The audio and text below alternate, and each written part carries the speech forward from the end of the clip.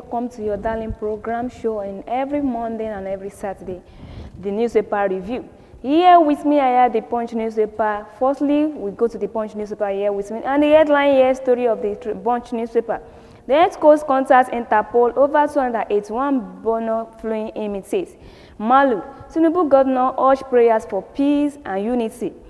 Dangote NNPC diverts as refinery supply 16 million liters. Labour Party, Abure sues INEC over caretaker escorts.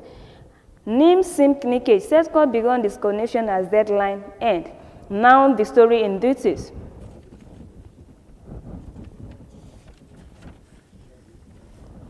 Four killed and 36 hospitalized as cholera hits Adamawa. The administration of Yola North Local Government Area in Adamawa has announced a cholera outbreak in the area. It also stated that the outbreak has resulted in the deaths of 4 persons and while 36 others affected by the outbreak were receiving treatment in various hospitals in the area. The chairman of the council, Jibri Ibrahim, announced this to newsmen during his visit to victims of the infectious disease centers, Yola, on Sunday. He said the outbreak was recorded in the Akamaliki, Ajiwa, and Libawa ward in the area. No fewer than 20 victims were reported in the morning, but now there are more than 40 cases and 4 are dead. A good number of them have been stabilized as they have been receiving attention from the health workers. He said Ibrahim appreciated the immediate response by the health workers, the Red Cross, and international partners. According to him, the suspected outbreak is the result of contaminated water arising from flooding in some areas. He appealed to the public to keep their environments clean and ensure they drink potable waters and wash vegetables as well as fruits before eating. Last Wednesday, the Nigeria Center for Disease Control and Prevention disclosed that the country has recorded 7,663 suspected cases of cholera in 35 states, and the Federal Capital Territory across 280 local government areas as far in 2024. 4 killed and 36 hospitalized as cholera hits Adamawa. The full details of this story is on page 8 of Nigerian Punch newspaper.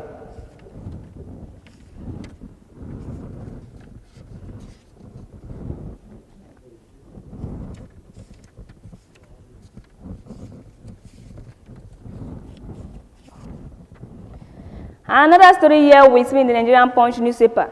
No justification for fuel as 1,000 per liter.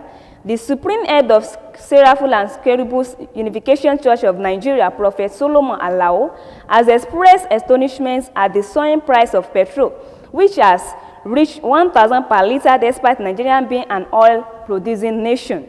Then he urged political leaders to put the nation's interests above personal gains. Alao spoke during the church's 1919th anniversary celebration, TAC, for it was founded on a rock, Matthew 7:25, and held on September 14 at Seraphim land in Maba, Ogun State. He said there is no justification for Nigeria to be paying such exorbitant prices for petrol when our country is rich in crude oil. Alao said our leaders need to prioritize the nation's welfare over their self-interest. Nigeria should not be buying foreign oil when we have our own. We should be setting the price, not relying on foreign markets. The cleric also called on citizens to support their leaders through prayers and cooperation. He emphasized that Nigeria's diversity should be a strength rather than a source of division. We must pray for our leaders to have the wisdom to make the right decision and act in the nation's best interest, he added.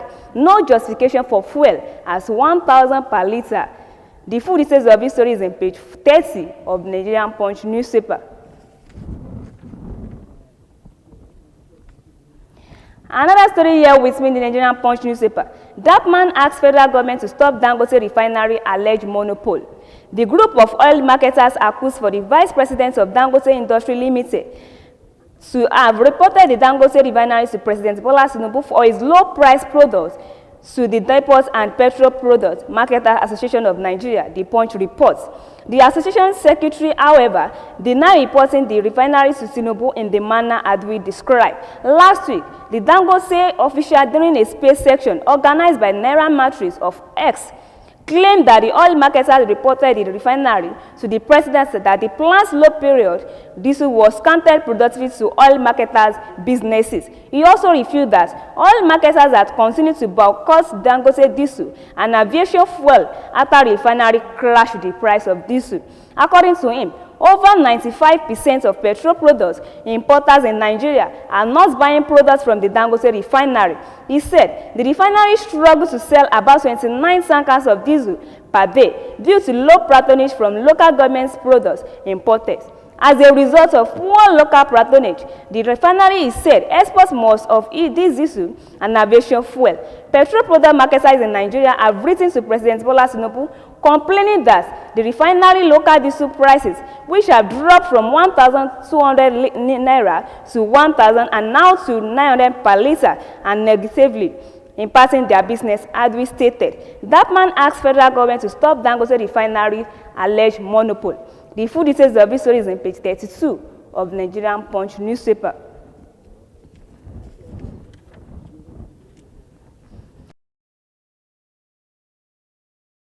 Global stock markets surge amid US-China inflation threat. Global stock markets experienced a decline this week, driven by inflation data from the US and China, which have elicited expectation for a potential interest rate caused by the Federal Reserve, according to AfriFeast. In the US, inflation data from August revealed a month-on-month increase of 0.2% and a year-on-year rise of 2.5% and decrease from the previous to 2.9%.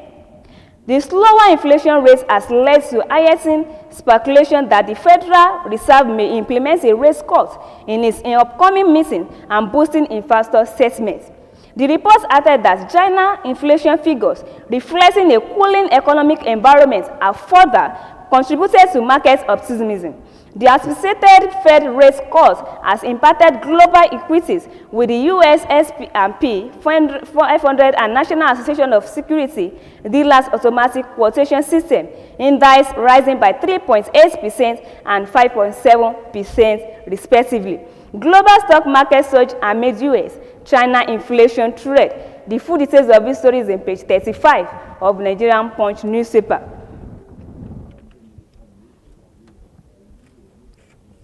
Another story here with me in the Nigerian Punch newspaper. Minister orders probe of Kano building collapse.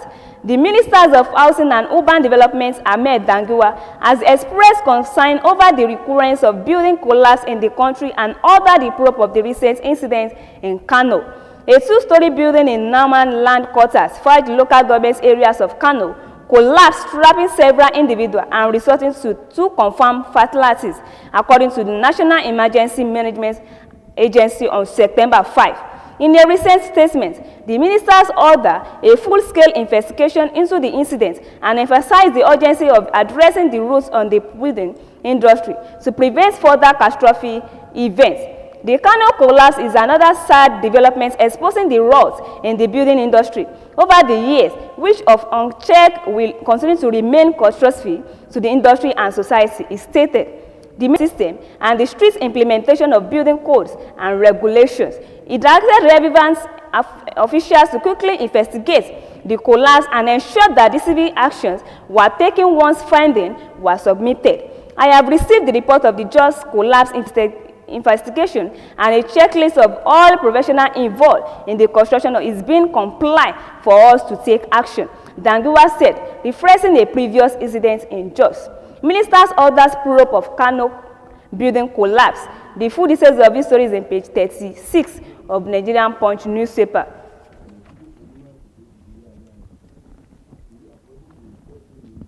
Another story here with me in the Nigerian Punch newspaper. Rotelink Unity Bank partner on cyber security. Rotelink, a technology firm, has partnered with Unity Bank PLC to promote cyber security awareness and education in Nigeria.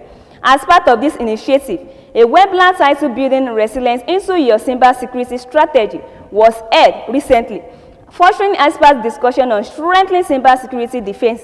The Chief Executive Officer of Rotelink Group, Remi Adeosi, moderated the section, which focused on effective measures to combat emerging cyber threats. The Unity Bank Chief Information Security Officer, Zechariah Akinpelumi, shared his expertise on protecting against cyber threats and implementing robust security measures. Akinpelumi discussed the growing importance of cyber security in an increasingly connected world, saying that there was a need for vigilance against phishing scams, which were deceptive tactics used by cyber criminals to obtain sensitive information. Road-link Unity Bank partners on cyber security. The full details of this story is on page 39 of Nigerian Punch newspaper. Another story here with me in the Nigerian Punch newspaper. Emir advised Kwara Muslim Christian on tolerance. The Emir of Ilorin and chairman of the Kwara State Traditional Council, Alhaji Ibrahim Salu Gabiri, has urged Christian and Muslim communities in the state to continue living in peaceful coexistence. He made these appeals on Saturday during his speech at the 85th anniversary celebration of the First Baptist Church, Surulere, Ilorin, Kwara State. The Emir, who was represented at the event by the OSUN of Isamli Ushin, Oba Oluwagbenga Oloyede, praised unity and peaceful coexistence between the Christians and Muslim communities in the state. During that, both religious groups truly embodied Kwara State's reputation as a state of harmony. The Sulu said, traditional rulers are enjoining your prayers, which you offer to God, and your cooperation with the Muslim in the state. Emir advised Kwara Muslims and Christians on tolerance. The full details of this story is on page 40 of Nigerian Punch newspaper. And lastly, with me in the Nigerian Punch newspaper, Makinde opposition device on foreign trips. The All Progressive Congress in Oyo State has criticized Governor Seyi Makinde for his frequent foreign trips, accusing him of wasting public funds while neglecting the needs of the citizen. According to the APC, Makinde's recent announcements on social media about his European tour with members of the cabinet is part of patterns of expensive trips that have failed to yield tangible benefit for the state. But the governor's special advisors on media, Sulaiman Olariwaju, dismissed the claim by the opposition party, saying Makinde foreign trips were for the development of the state and had been yielding positive results. In a statement issued by its publicity secretary, Olawale Sadare, the APC argued that despite Makinde's promises to attract foreign investors, his overseas travel had not resulted in significant economic development in Oyo State. The opposition party claimed that Makinde's administration has failed to provide adequate security, implement business-friendly policy, or protect the rights of private individuals and organizations, which are essential for attracting foreign investors. Makinde opposition defies on foreign trips. The full details of this story is on page 42 of Nigerian Punch newspaper. And before we go to the second edition of this program, if you'd like to follow us on our website page, you can click on www.abntv network. On our social media, we have the Facebook, we have the YouTube, we have the Twitter, we have the Instagram. On our Facebook, you can click and share and subscribe and comment. You can click on ABNTV Houston, and likewise on our YouTube, you can click on ABNTV Houston. And we also have our Twitter, you can click and follow us and share and subscribe, like and comment. You can click on ABNTV Nigeria. And lastly, on our Instagram, you can click on ABNTV Nigeria. And before we come back to the second edition of this program, the Tribune newspaper, let's listen to what we have for you in our studio. We'll be right back. African Broadcasting Network. African Broadcasting Network. It's all about Africa. It's all about motherland. Celebrating rich cultural heritage. ABN, we bring the best. It's Africa. Broadcasting Network. Broadcasting Network. African Broadcasting Network. Oh. Entertainment, education. African Broadcasting Network. Oh yeah. Oh. Information, cultural value. African Broadcasting Network. ABN, celebrating Africa's rich cultural heritage. Welcome back, and I hope you enjoy what we have for in our studio. Now to the second edition of this program, the Tribune newspaper. Nigeria continues to lament high cost of cooking gas, We purchase petrol from Dangote as 898 naira per litre. Federal government's 90 months by $620 million in 10 days. Although PDP and APC began over alleged planned removal of Obaseki security. Maduguri flowed. The escorts declined 281 inmates missing. Now the story in details. Benue government prepares for flooding creates IDPs camps. Benue State government says it has prepared camps for internal displaced persons across the 18 local government areas in the state in case of flooding. The Technical Committee on Flood Disaster Preparedness, Mitigation and Response Team took the decision during their meeting on Sunday in Makurdi, the state's capital. The news agency of Nigeria NAN reported that the Nigerian Meteorological Agency had predicted that 8 local government areas in Benue would be heavily affected by impending flooding. The agency had listed Kwadi Katsina. The State Commissioner for Humanitarian Affairs and Disaster Management, Mr. Audu Kunle, said that the committees has remarked camps to relocate the wood of being victims of the expected flooding. Benue government prepares for flooding and creates IDPs camps. The full details of this story is on page 3 of Nigerian Tribune newspaper. Another story here with me, the Nigerian Tribune newspaper. Shirab sues Tinubu over alleged failure to reverse unlawful petrol price act and probe NNPCL. The Social Economic Rights and Accountability Project has filed a lawsuit against President Bola Tinubu over the failure to direct the Nigerian National Petroleum Company Limited to reverse the apparently unlawful increase in the pump price of petrol and to probe the allegation of corruption and mismanagement in the NNPCL. Joining the suit as respondents are the Attorney General of the Federation and the Minister of Justice, Mr.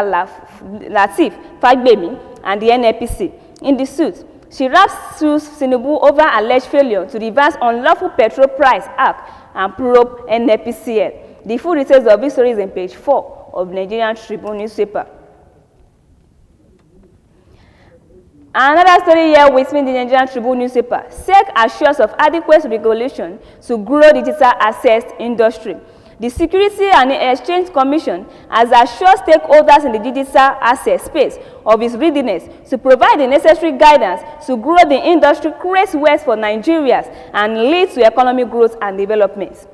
Director General of the SEC, Dr. Anomoti Agamna, who stated this at the weekend, explained that the Commission is willing to be patient in ensuring that majority of interested participants are carried along. He said, we need to be patient in getting everybody on board to be able to provide the guidance that is needed for us to grow this industry. We need to grow this industry together. SEC assures of that adequate regulation to grow digital access industry. The full details of this story is on page 6 of Nigerian Tribune newspaper. Another story here with me in the Nigerian Tribune newspaper. DBN to hold 5th annual lecture series. The Development Bank of Nigeria PLC has announced that it will hold the 5th edition of its annual DPN lecture series on September 25 in Abuja at the Transcorp Hotel. The lecture is a further affirmation of the bank's unwavering commitment to the needs and challenges of the micro and small medium enterprises in Nigeria. The theme for this year's lecture is Empowering Nigeria MSME in a Challenging Global Landscape. It's as the Managing Director and CEO of Fidelity Bank, Mrs. Naka, as the keynote speaker. A panel of eminent industry and business leaders and rich background draft from across key sectors of the economy have been invited to also share their wealth of experience and perspective on the theme. They included the Managing Director / CEO of Rural Electrification Agency, Abubakar Aliyu, Managing Directors from the Institute of Ventures Partners as Wise Abacus Capital, Ajuma Ataguma, Chairman and / CEO of DBN to hold 5th annual lecture series. The full details of this story is on page 7 of Nigerian Tribune newspaper. Another story here with me in the Nigerian Tribune newspaper. Tinubu congratulates Muslim on Maulud Nabi. President Bola Tinubu has sent a message of goodwill and congratulations to Nigerian Muslims on this year's commemorations of the Maulud Nabi, the birthday of Prophet Muhammad. According to a statement issued on Sunday by Bayo Onanuga, special advisor to the President's Information and Strategy, the President urged Muslims to use the period for deep reflections and remembrance of the Holy Prophet's exemplary conduct and noble teachings. As we mark the Maulud, we should all reflect on the life lived by the Prophet Muhammad, exemplified by purity, selflessness, perseverance, kindness, and compassion. We must endeavor to imbibe those virtues, he said. President Tinubu also urged the Muslim faithful to dedicate the Maulud holiday to pray for the country and show empathy and compassion toward one another. President Tinubu also commiserated with the people and governments of several states over recent flood in Gumi local government area and the deaths of 40 farmers in a boat accident on their way to their farms at the weekend. Tinubu expressed the governments and the people of Nigeria commiseration over the twin tragedies in the Safara community. He promised to support for the victims, and the President directed emergency agency to comprehensively assess the two incidents to address the roots of the calamity. President Tinubu also directed response agencies to work with Safara State government to help those affected by the disaster. Tinubu congratulates Muslims on Maulud Nabi. The full details of this story is on page 11 of the Nigerian Tribune newspaper.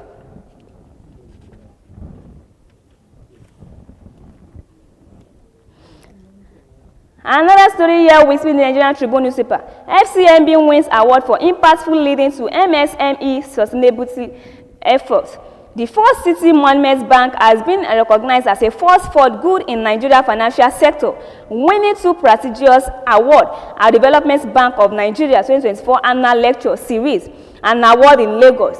The bank was named the best bank with the highest impact of MSME accessing credit for the first time in Nigeria and the highest disbursement to sustainable projects. This award allows FCMB commitments and to financial inclusion and sustainability in Nigeria.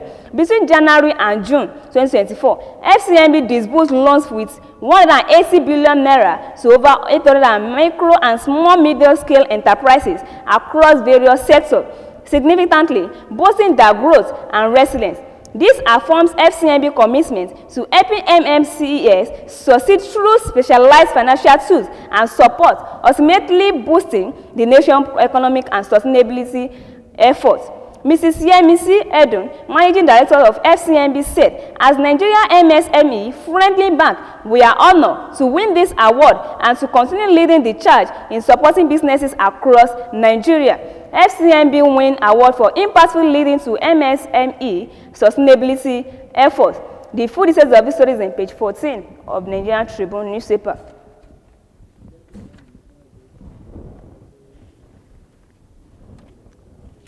Another story here we see in the Nigerian Tribune newspaper. 15 win ventures to raise 5 billion naira to empower Nigeria startup. The Dutch-based ventures builders 15 Win Ventures is in the process of raising a 5 billion naira ventures fund, aiming to supercharge the growth and sustainability of high-potential startups across Nigeria. The 15 Win Ventures Fund is posed to transform the Nigerian entrepreneurial landscape by providing the essential capital with emerging business needs to make a lasting impact on the economy, with a strategy focused on sectors crucial to Nigeria's future, such as fintech and agritech and extech, commerce and renewable energy. The fund is perfectly aligned with the nation's most pressing need and growth opportunity. Our goal is to discover and cultivate the next generation of Nigeria innovators who are ready to disrupt industries and drive the significantly economic growth, said Nelson Ajulo, Chief Executive Officer of 15 Win Ventures. 15 Win Ventures to raise 5 billion naira to empower Nigeria startup. The full details of this story is on page 32 of Nigerian Tribune newspaper. And lastly, with me in the Nigerian Tribune newspaper, AG professionals seek ways to navigate shifts in technology culture and new business models as NSC 2024. The crucial issues of shifts of technology, culture, and new businesses model and how to navigate them will form the thematic thrust of this year's National Advertising Conference. The Advertising Regulatory Council of Nigeria, organizer of the event, has reviewed the council in a statement explained that the 3 days event SAT Navigating the Shifts, Technology, Culture, and New Business Models will kick off with a side charts featuring Dr. John Moma, Chairman and China Media Group. The event scheduled for November this year is added. We also provided attendees the opportunity to engage in a series of interactive breakout sessions, panel discussion, and networking sessions with us explore the native threads, tools, and techniques shaping the futures of advertising. The council described the event and designed to bring together top professionals, innovators, and thought leaders from the world of advertising as also a unique opportunity for such professions across the advertising spectrum to come together and share insights, challenges, and innovative solutions. The conference is bringing the best mind in the industry to one place to foster creativity and drive the next wave of advertising excellency. The agency stated, AD professionals seek ways to navigate shifts in technology culture and new businesses models as NNC 2024. The full details of this story is in page 21 of Nigerian Tribune newspaper. And that's what we have for you on our newspaper review. If you'd like to follow us on our website page, you can click on www.abntv.